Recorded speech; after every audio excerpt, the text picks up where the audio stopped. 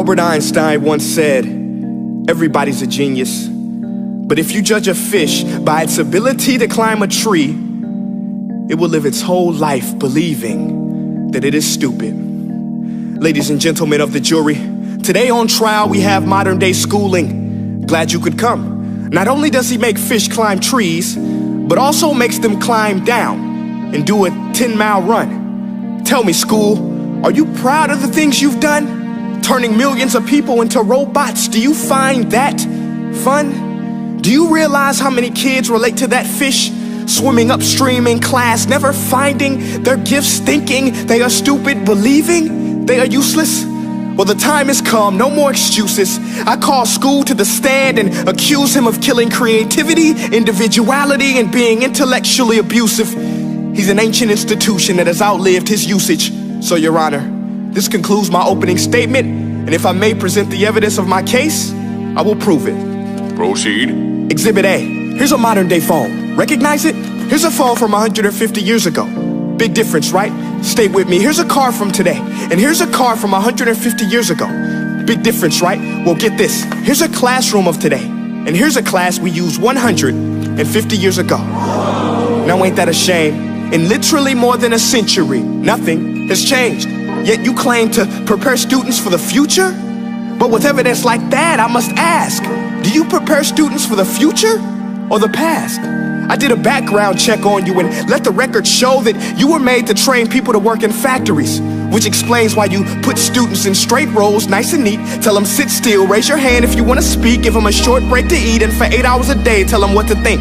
Oh, and make them compete to get an A letter which determines product quality, hence grade A of meat. I get it. Back then, times were different. We all have a past. I myself am no Gandhi.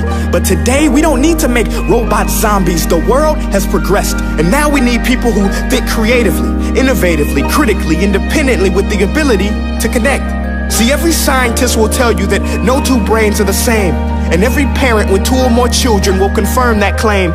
So please explain why you treat students like cookie cutter frames or snapback hats, giving them this one-size-fits-all crap. Watch your language. Sorry, Your Honor, but if a doctor prescribed the exact same medicine to all of his patients, the results will be tragic. So many people would get sick, yet when it comes to school, this is exactly what happens. This educational malpractice, where one teacher stands in front of 20 kids, each one having different strengths, different needs, different gifts, different dreams, and you teach the same thing the same way?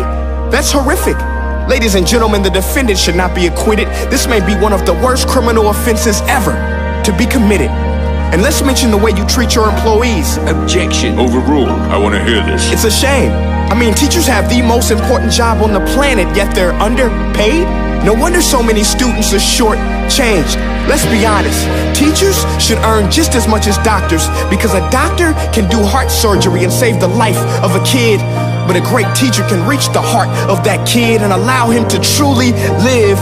See, teachers are heroes that often get blamed, but they're not the problem. They work in a system without many options or rights. Curriculums are created by policymakers, most of which have never taught a day in their life. Just obsessed with standardized tests. They think bubbling in a multiple choice question will determine success. That's outlandish. In fact, these tests are too crude to be used and should be abandoned, but don't take my word for it. Take Frederick J. Kelly, the man who invented standardized testing, who said, and I quote, "These tests are too crude to be used and should be abandoned." Ladies and gentlemen of the jury, if we continue down this road, the results will be lethal. I don't have much faith in school, but I do have faith in people. And if we can customize healthcare, cars, and Facebook pages, then it is our duty to do the same for education, to upgrade it, change it, do away with school spirit, because that's useless. Unless we're working to bring the spirit out of each and every student, that should be our task. No more Common Core. Instead, let's reach the core of every heart in every class. Sure, math is important, but no more than art or dance. Let's give every gift an equal chance. I know this sounds like a dream, but countries like Finland are doing impressive things.